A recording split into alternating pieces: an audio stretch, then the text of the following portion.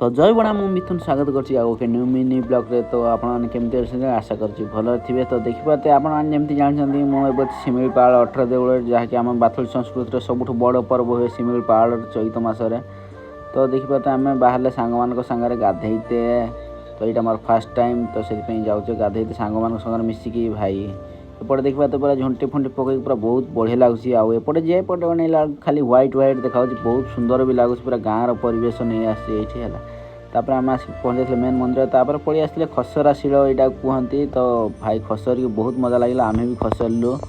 तापर पड़ी आसते आम सीधा नदी की भाई नदी में आसिक देखला बेलू पानी नहीं पूरा मुंड खराब लगे। तापर जमती सेमती गाधे पड़े गले पुणी आम कैंप को यहाँ देखी पाते फास्ट टाइम धोती पिंधि। तापर पड़ी आसिक सीधा पड़े पूजा करते देखी पाते यहाँ मोर भोग थाड़ी एवं जाऊे पूजा करते। तापर पूजा कर सारी सारी आसिक देखी पारे सांगटा कहला नाचिमी नाचिला देगी पड़े गले आम सीधा काठ आनते दी जन काठ आनिक सीधा देदेले कैंप रे कहीं संजोल रोषे हम से बाहर जाइए सांगटा सांग पाखक देखा करते देखी पाते संध्या भी हो जाता से जाऊे सांगटा पाखक देखा करते आसिक देखा गला।